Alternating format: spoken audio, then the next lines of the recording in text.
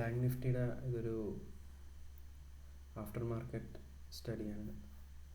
ഇപ്പോൾ നമുക്ക് കാണാൻ സാധിക്കുന്നത് ഓഗസ്റ്റ് 5 നമുക്കറിയാം ഒരു ഹൈ ലോ ക്രിയേറ്റ് ചെയ്തിട്ടുണ്ടല്ലേ. അപ്പോൾ ഇവിടെ ഒരു പ്രീവിയസ് ഡേ ലിക്വിഡിറ്റി എടുത്തതായിട്ട് നമുക്ക് കാണാൻ സാധിക്കും 6 ഓഗസ്റ്റിൽ. അത് കഴിഞ്ഞ് ഇന്ന് 7 ഓഗസ്റ്റിൽ ഇത് മാർക്കറ്റ് ഇൻറ്റേർണൽ റേഞ്ച് ലിക്വിഡിറ്റിയിൽ തന്നെ നിൽക്കുകയായിരുന്നു. അപ്പോൾ ഇത് ഓൾറെഡി ലിക്വിഡിറ്റി സ്വീപ്പ് എടുത്തിട്ടുണ്ട്.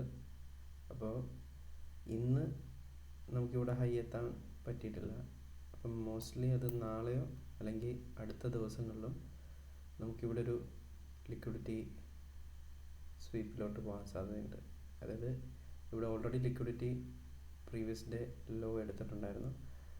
അപ്പോൾ 5 ലിക്വിഡിറ്റിയാണ് സ്വീപ്പ് ചെയ്തിരിക്കുന്നത്. അപ്പോൾ അതിൻ്റെ ടാർഗറ്റ് 5 ഹൈയിൽ തന്നെ വരണം. അപ്പോൾ അത് അടുത്ത ദിവസങ്ങളിൽ തന്നെ, ഇതിപ്പോൾ 7 കഴിഞ്ഞിരിക്കുന്നത്. അപ്പോൾ അടുത്തൊരു ദിവസങ്ങളിൽ നമുക്ക് ഈ ഒരു ടാർഗറ്റ് സ്വീപ്പ് ചെയ്യുന്നത് നമുക്ക് ഉടനെ കാണാൻ സാധിക്കും. അപ്പോൾ ഇതൊരു ആഫ്റ്റർ മാർക്കറ്റ് സ്റ്റഡിയാണ്. നമുക്കത് എക്സ്പെക്റ്റ് ചെയ്യാം. അത് മോസ്റ്റ്ലി നാളെ ഈ ഒരു ഏരിയയിൽ നിന്ന് മാർക്കറ്റ് ഓപ്പൺ ആകാൻ ചാൻസ് ഉണ്ട്. വേണമെങ്കിൽ മാർക്കറ്റ് ഇവിടുന്ന് റിവേഴ്സലായി മേലോട്ട് പോകാൻ ചാൻസ് ഉണ്ട്. നമുക്ക് നോക്കാം.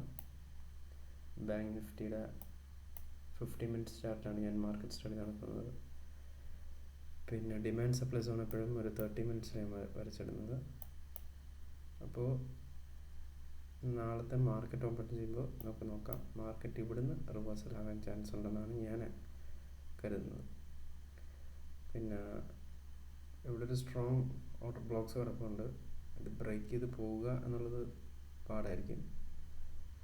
മിക്കവാറും ഇവിടുന്ന് ഒരു റിവേഴ്സൽ വന്ന് താഴോട്ട് വന്ന് മിറ്റിഗേറ്റ് ചെയ്തിട്ട് പോകാനായിരിക്കും ചാൻസ്.